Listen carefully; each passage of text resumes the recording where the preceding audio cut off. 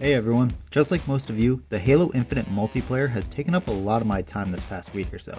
But if you're not into Halo or you're just looking for a quick break from it, then I have 5 games you can find on Gamepass that shouldn't be overlooked. These are 5 games that I either had a blast with in the past or I'm currently playing through right now and I think more people should try. I also tried to pick games that have different playstyles, so hopefully there's something here for everyone. And if you have any Game Pass suggestions, please put them in the comments for everyone else to see. First up, I want to highlight a game that came out earlier this year and I'm currently about halfway through, and it's called Mighty Goose. This game is fun, frantic, and fairly fast paced. It's a side-scrolling run-and-gun game where you play as a bounty hunter goose. The game has extremely good controls, good visuals, cool music, and a variety of weapons. The weapons are fast and responsive, and you and your enemies can easily fill up the screen with bullets, which makes it feel like a side-scrolling bullet hell game. You can even get animal companions to help you along your journey, just like in Castle Crashers. The levels are fairly linear. It's definitely not a Metroidvania or anything like that. There's very little backtracking from what I've experienced so far. They're not too long, but they might take you a few tries to get through. I have noticed that the amount of ammo and health drops can be kind of irritating. Sometimes I won't get a health drop for 70% of the level, then in one cluster I'll get 4 of them. But then you try the level again, and the drops are spread out nice and evenly, and it makes the level so much easier. Now, the animal companions can help change the amount of drops you get, and there are character ability unlocks as well, but you'll need to pick and choose what abilities your character is using, as you can only have a limited number of them in use at one time. So there is customization in terms of abilities you want to use, and they can be changed between levels, so if you're struggling, you can change it up for each specific level if you want. I will say that with the amount of enemies that can be on screen, plus the amount of bullets on screen, and the fast-paced movement, I have noticed zero issues with frame drops or lag. But sometimes the character animations themselves can take too long and lead to your death, but that just means you'll have to time things appropriately. So far, I'm about halfway through the story and I'm having a blast. This game caught my eye from the badass goose on the cover, and so far, it hasn't disappointed. From a frantic game to a relaxing one, Donut County is a game that has been out for a few years now, and one that I originally played roughly 2 years ago. While there is a story to the game and some funny writing, you don't technically need to know it in order to play this game. You can just sit back, relax, and drop items into this moving hole in the ground. That's essentially the point of the game. Each level consists of a bunch of items of different sizes, and you need to clear the area, and as the hole consumes more items, it grows in size in order to fit the bigger and bigger objects. The levels do get more complex, and it becomes more of a puzzle game as it gets going, with things like attaching a catapult to the hole in order to launch things into the sky.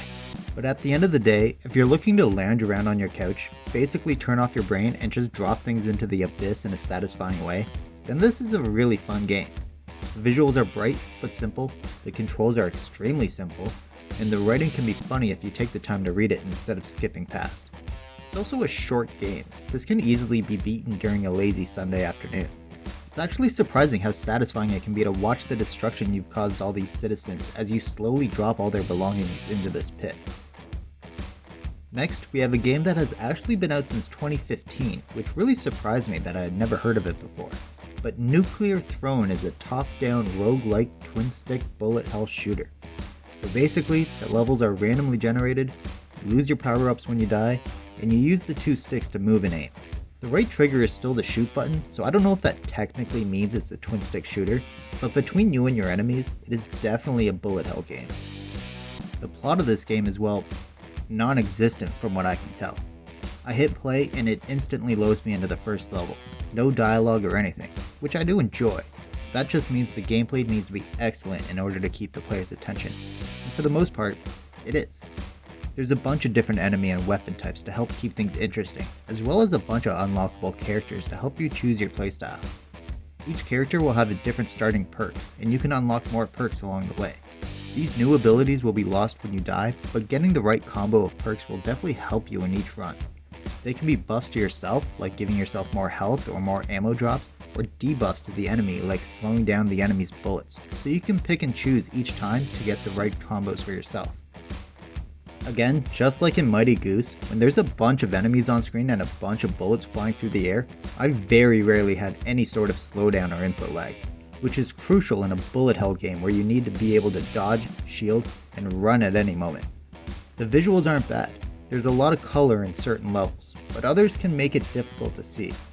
The music is good, as well as the sound effects. The guns really feel like they have a lot of weight and power behind them, which makes it very satisfying. So far, I haven't completed a run, as I'm still trying to figure out the best combination of perks for my playstyle, but I'm really enjoying it, and in order to make this list of 5 games, I played a lot more than 5, and this is one I keep going back to. Next, we have a game that I'm not very good at, but I really like a lot of aspects about the game, so while I might be bad at it, it could be something that you could really excel at. We have Lethal League Blaze, which is a ball sport fighting game. I'm not really sure how to describe it. You're in a 2D fighting game playing like Street Fighter or something, and you need to knock out your opponent, but the only way to do damage is with the ball that you throw and hit towards your enemy. Kinda like dodgeball style. This game can feel super slow if you don't know what you're doing, but it has the potential for some extremely fast-paced gameplay. You can hit the ball towards your opponent, you can catch and throw the ball, or bunt it to gain control, as well as build up your special meter for a power move. The concept seems simple, just like a fighting game, hit and don't be hit. But the speed that the ball moves, the angles that it can be thrown, and the potential special roulette wheel means you have to have extremely fast reaction time, and you can get trapped and lose an entire health bar in an instant. The characters and visuals really pop off the screen. It's a visually striking game in terms of colors, and the character designs can be super creative. The game also has a story mode, an arcade mode, and a versus mode, so there's lots of content here. There's even unlockable content. From more modes to characters, there's a good amount to keep you going. However, I tried the online and I couldn't find a match. I assume the online community is basically dead at this point, but this could be a fun couch multiplayer game for you to play. And finally, we have a game that I've briefly talked about on the channel before. This game takes the simplistic game design of Donut County and the destructive elements of Katamari Damacy and combines them with a happy cloud that just goes around destroying everyone's day, just like the Goose from Untitled Goose Game. This is Rain on Your Parade, and honestly, this game was such a joy to play. Each level has different challenges or puzzles, but nothing is overly complex. It just allows you to wander the levels, destroying everything in sight, and it's fantastic. There is a story, and it's told in the form of a bedtime story, but that does kind of take a back seat. I would forget about it, and I was just focused on the levels. The writing though is fantastic, even though there is a small amount of it. There's great jokes for video game lovers and a ton of pop culture references. From levels based off of The Office, to mentioning there's no microtransactions, you could tell the developers were trying to target a certain age range with the writing, and I think it worked amazingly well. The levels themselves can be very short, but if you want to do every challenge, it could double the length of each level. That still wouldn't make the game very long, but you do have the option to get the most out of the levels if you desire. Honestly, this game, through its simple gameplay and great pop culture references, just puts a smile on my face, and I think more people need to give it a shot. So, that's what I think you should do. I mean, it's Game Pass. There's no reason why you shouldn't just give these games a download if you're already subscribed. Some of these games can be beaten in an afternoon, some can be a great game to play with friends, and some can give you a ton of replay value. I think a lot of games can get lost in the lineup of big games like Halo and the Yakuza series. So if you want me to do another series of Game Pass games, just let me know down in the comments. And if you have any Game Pass game suggestions for me or anyone else, be sure to let everyone know down below. If you enjoyed the video, be sure to hit the thumbs up, and please share it with anyone who might enjoy it. If you're new here, be sure to subscribe for more video game related content. Thank you for making it to the end of the video, and thanks for watching.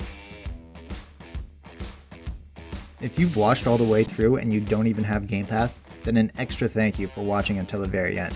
And if you want to find a game to play on your Switch instead, then be sure to check out my video on Ghostbusters Remastered.